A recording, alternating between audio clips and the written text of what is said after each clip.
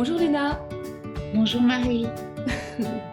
Alors, confinement oblige, on fait une émission sans se rencontrer, hein, par Internet interposé. Oui, Donc, j'ai eu envie de faire cette petite vidéo parce que c'est venu tout simplement, je discutais avec une de mes filles et je lui disais, mais tes lentilles, plutôt que de les faire cuire, fais-les germer.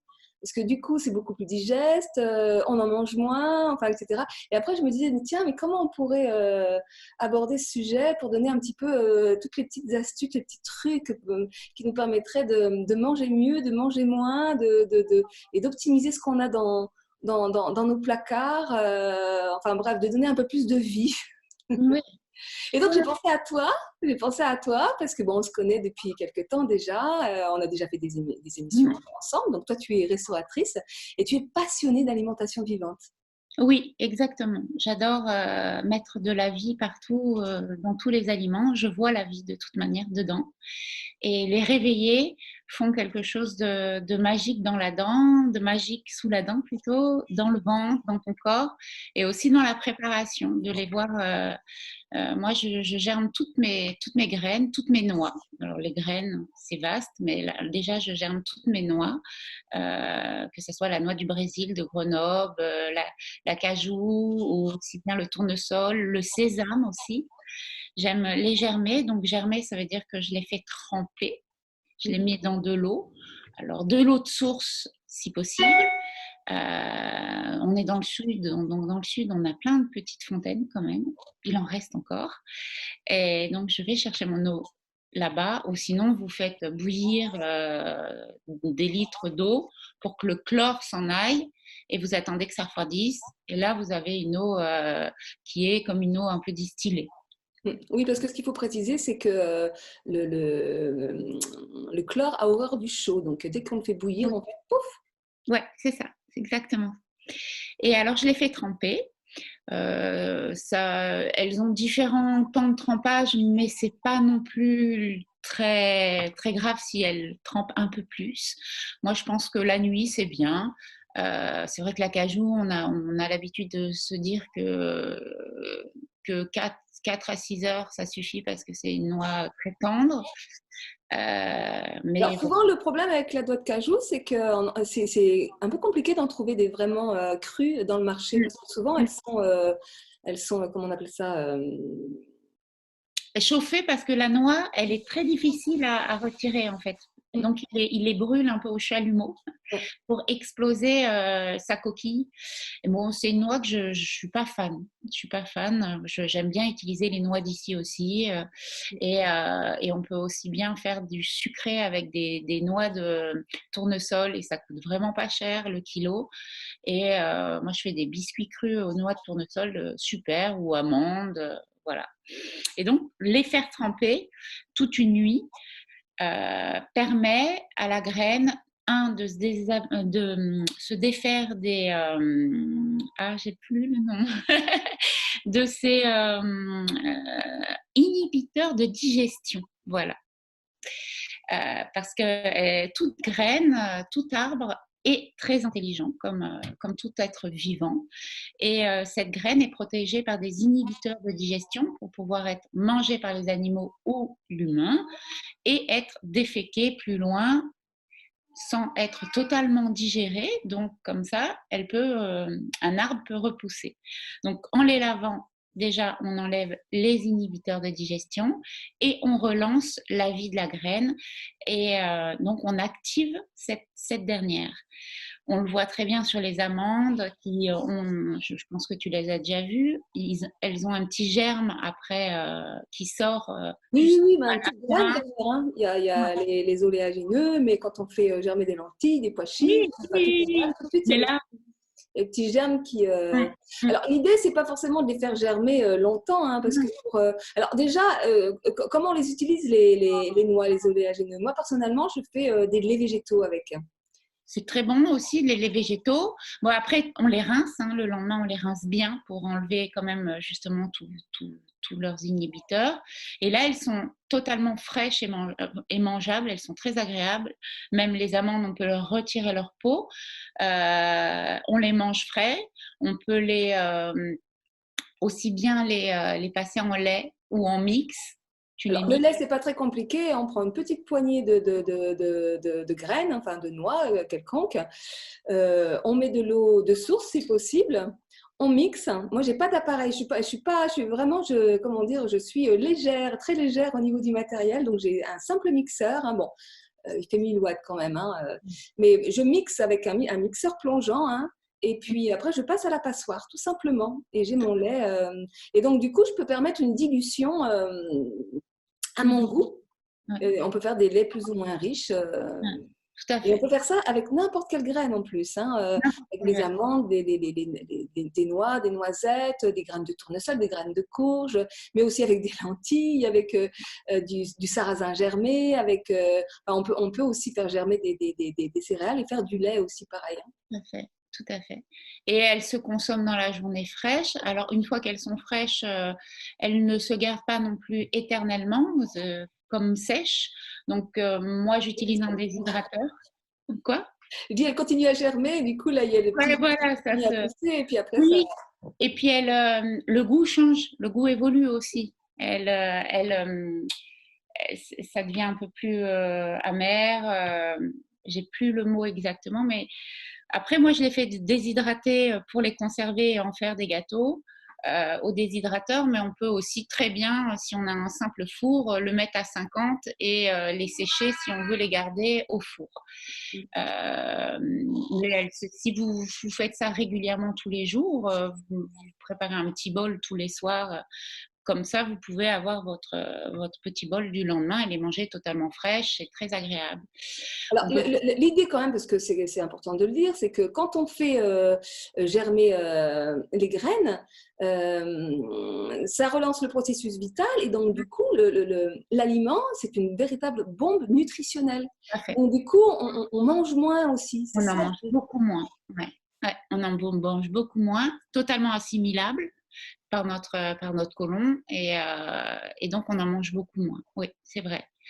Et comme tu disais très bien, on peut aussi faire germer toutes les graines de lentilles et se faire des salades de graines de lentilles. Et alors, les graines de lentilles, toutes les graines de lentilles sont germables, hein, même la graine corail. Oui, Elle va faire une plus petite pousse, ouais. mais elle est germable aussi. Et même faire tremper, si vous mangez du riz, si vous avez du riz dans vos placards, faites tremper votre riz, comme les pois chiches, comme vos pois cassés, comme tout ça. On fait On peut le tout. manger cru, alors ça, je ne l'ai jamais fait, mais on peut manger cru le riz germé. Non, non, je pense pas. Non, je pense pas. Mais par contre, on va le cuire beaucoup moins.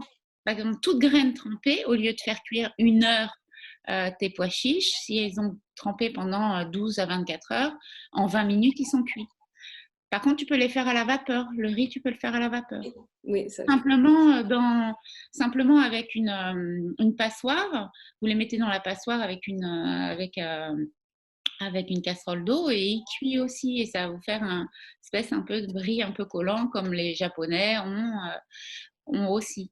Bon, moi, voilà, tout doit être trempé. C'est quelque chose que nos grands-mères, peut-être pas nos grands-mères, parce que la mienne, elle ne le faisait pas. Elle avait déjà Les passé le cap. grand-mère. Ouais, tout le monde le faisait et ça nettoie, on en mange moins. Et parce que toute graine, même les graines germées, l'alfalfa, pourquoi on la rince tous les jours? C'est aussi pour enlever les inhibiteurs de digestion, pour les rendre totalement assimilables. Et je pensais aussi, ce qui est très facile à faire, et vous avez des choux, vous pouvez faire du lactofermenté, vite fait. Alors, juste avant de passer au lactofermenté, ce que j'avais envie de dire par rapport aux graines, c'est que là, une nuit, ça suffit pas. Il faut les laisser germer Ah oui, 2-3 jours selon les périodes de l'année. En été, ça va beaucoup plus vite. Mais l'idée, c'est de laisser germer. Alors, on peut laisser un petit germe entre 2-3 mm, voire parfois jusqu'à 1 centimètre, et juste laisser dès qu'il y a les petits bourgeons verts qui sortent, en fait, c'est le signe qu'il faut vraiment les manger parce qu'après, au niveau chimique, ça part dans une autre Après, c'est autre chose. C'est autre Après, chose. C'est plus la graine germée. Là, on est dans la verdure après. Hein. oui, voilà, mais c'est très bon pour les salades. Oui. C'est autre chose, mais c'est vrai qu'au niveau aussi gustatif, ça se transforme. Donc, il y a des graines qui sont faites pour être comme l'alfalfa, le brocoli, il y a les graines de tournesol, mais avec une coque noire, donc pas ouverte. Je les regarde parce qu'elles sont là juste à côté de moi. Donc, Je me demandais ce que tu regardais comme ça. les haricots mango, je suis accompagnée de l'extracteur d'un côté Les graines de l'autre. ouais, qui fait germer, ouais, voilà. Et du germois.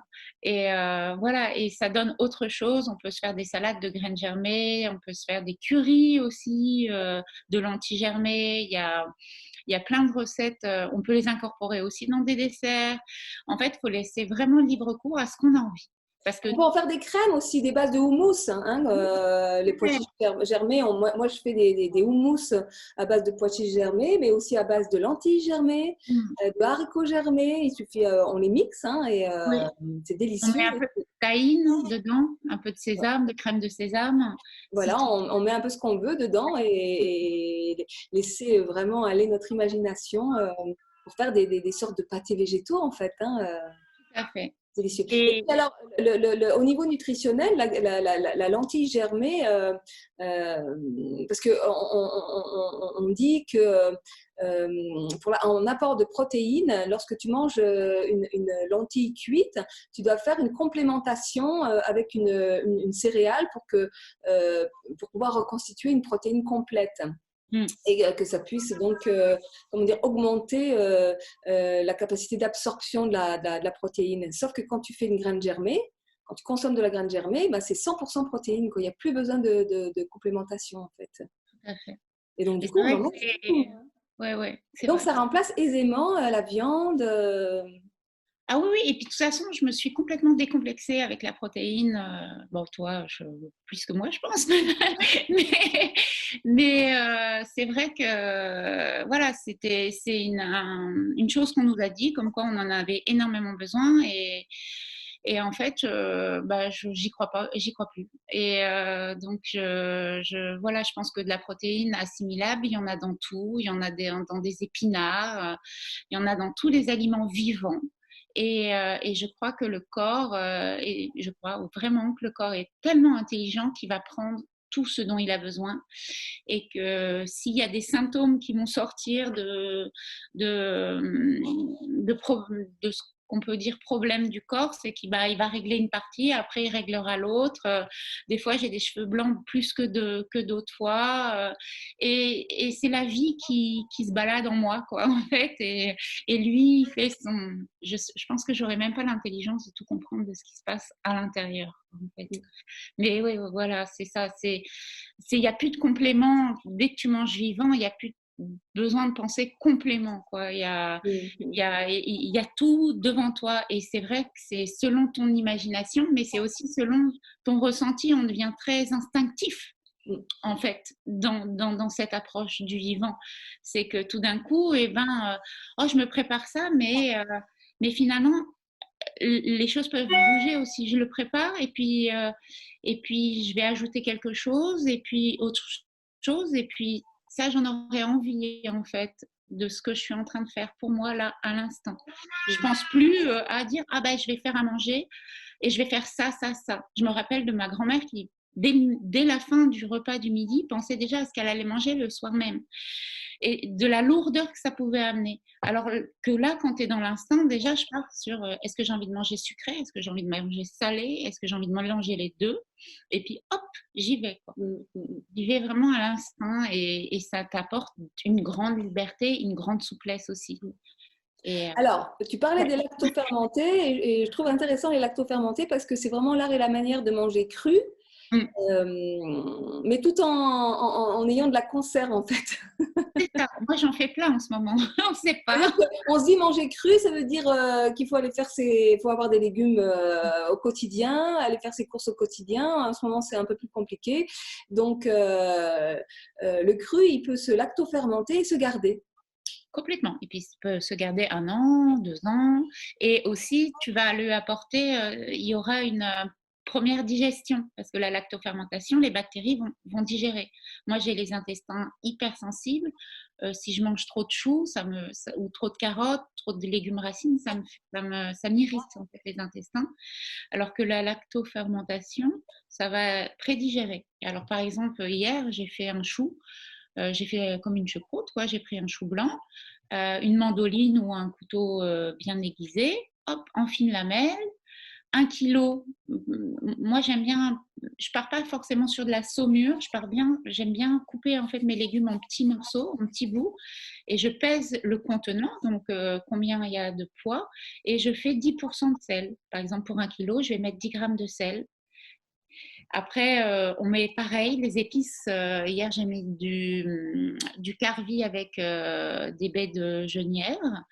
Et j'ai mis ça dans le bocal. Il faut bien, avec un pilon bien tassé pour évacuer l'air. Et j'ai pas rajouté d'eau puisque le sel sur la choucroute, sur le chou, va la faire dégager en jus. Mais sur d'autres légumes, on remplit un peu, on met de l'eau pour les mettre en aérobie.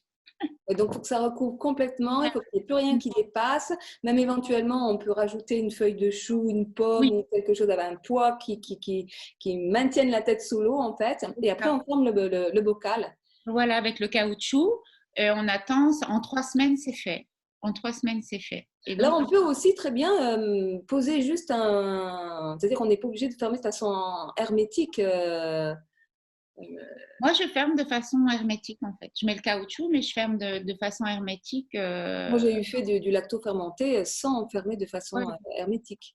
ça, j'ai pas fait encore. Mais oui, je pense que de toute façon, et si on voit un peu de blanc au bout de 3 semaines, il ne faut pas s'inquiéter, c'est pas du pourri, hein, on secoue le bocal ou on touille si c'est pas hermétiquement fermé, et ça se nettoie, quoi. C'est du vivant. Il faut vraiment que ça sente très mauvais pour pas le manger, en fait. Voilà. Mais ça se conserve très bien. On fait avec les carottes. On fait des mélanges. Moi, je fais des mélanges aussi avec du chou-fleur, du. J'ai fait Les aussi. poireaux, on peut lacto-fermenter les poireaux, on peut les aubergines, parce qu'un jour on me disait, mais tiens, un légume qu'on ne peut pas manger cru, c'est l'aubergine, un légume d'été. Et j'ai fait erreur, tu lacto-fermentes. Et moi, après, je fais des pâtés végétaux avec. J'ai fait Je mélange avec des graines, enfin. Ah ouais, tout à fait. L'aubergine, tu le fais, ouais, ouais, ça, c'est très très bon, ça donne un autre goût. Et puis on peut le faire aussi déshydrater l'aubergine. Mais bon, c'est beaucoup de travail l'aubergine à travailler en cru. C'est vrai que c'est pas C'est quand si. même plus facile de faire du lacto-fermenté que de faire de la déshydratation, parce que c'est vrai que soit on a un four, mais Oui, tous les fours, et puis bon, ça consomme beaucoup ça d'énergie compte quand pas. même. Il faut avoir un four qui chauffe à basse température, 40, 50, c'est déjà un peu trop. Euh, ou alors avoir un four solaire, avoir qu'on peut fabriquer soi-même dans le jardin. Mais bon, la lactofermentation, c'est vraiment accessible Ah à tout oui, le monde, quoi, hein, parce que je veux dire, on laisse au bout d'une semaine, 8-10 jours, c'est pour ça que même si on n'a pas des bocaux vraiment fermés, rien que le fait de mettre la tête sous l'eau et de mettre ça dans un coin, au bout de 10 jours, on peut déjà oui, consommer oui, oui. Oui, les oui. légumes. Ouais, et c'est tendre. Et puis c'est vraiment le moment, on est au printemps. Donc on a plein de légumes. On plein de Et légumes les et donc on légumes peut faire sont plein bons de conserves et puis ça nous permet de manger cru, digeste, digeste, de euh, s'apporter du vivant, probiotique. etc. Tout au long de l'année avec ça. Tout à fait, et de s'apporter du probiotique pour la digestion avec le lactofermenté. Mm. C'est vrai qu'on sait plus sur le légume que le fruit, mais on peut mettre un peu de pomme en lactofermenté. Mm. Mais bon, les fruits, ils se mangent tellement bon à la croque comme ça que voilà, c'est des manières de prendre soin de soi, je trouve. Tous ces petits gestes, ça manque dans mon quotidien. Voilà, je suis là quand je les fais, je suis vraiment là avec l'aliment, avec moi, et ça égaye mes journées, de toutes ces préparations en fait. Oui, puis c'est aussi une façon de, comment dire, de faire vivre sa créativité, hein. Tout à fait, oui, tout à fait. Et En ce moment, dans cette période de confinement où c'est un peu limité, du coup, on peut aller explorer c'est ça, la cuisine, et c'est sa cuisine. L'autre jour, moi, je partage mes recettes de cuisine, hein, sur mon compte Insta. Quand on me le demande, je partage. Et la dernière fois, j'ai demandé quel ferment la personne avait mis dans son fromage. Et elle n'a pas voulu partager. Et je pense que le partage, c'est hyper important pour nous tous parce qu'on est unique et comment je vais faire les choses, c'est pas comment tu vas les faire. Et c'est pour ça que inviter les gens à manger les uns les autres, à se goûter, c'est génial. Et remettre les mains, le confinement, moi je trouve ça, ce qui est positif, comment je trouve la chose positive, c'est se réattribuer en fait son soi et sa créativité, et aussi dans la cuisine, quoi, et aussi parce que les choses que la voisine va faire, c'est pas, même si on fait tous du lacto fermenté, ce sera pas les mêmes, quoi, en fait. Et parce que les mélanges seront différents, parce que l'énergie sera différente, et ça c'est chouette, quoi. Et c'est se réapproprier la vie, le vivant, la vie en soi, pour ce monde en devenir. Ouais. Ça Ok, me plaît. eh ben, super Léna, je crois qu'on a fini là pour aujourd'hui. Ouais. C'est vraiment, je te remercie beaucoup Marie, parce que partager comme ça me plaît beaucoup. Ça me plaît beaucoup. Écoute, à refaire. Ouais. On ne sait pas combien de temps tout ça va durer, mais on aura certainement encore d'autres idées à partager. Oui, et voilà. Puis au grand plaisir de te serrer dans mes bras. Oui, moi aussi. Ben, écoute, je t'embrasse bien fort, hein, parce qu'on ne pourra pas le faire pour de vrai. Et à très bientôt. Oui, à très bientôt. Et puis, ben, je vous embrasse très fort, vous tous également. Oui. À bientôt. Au revoir. Au revoir.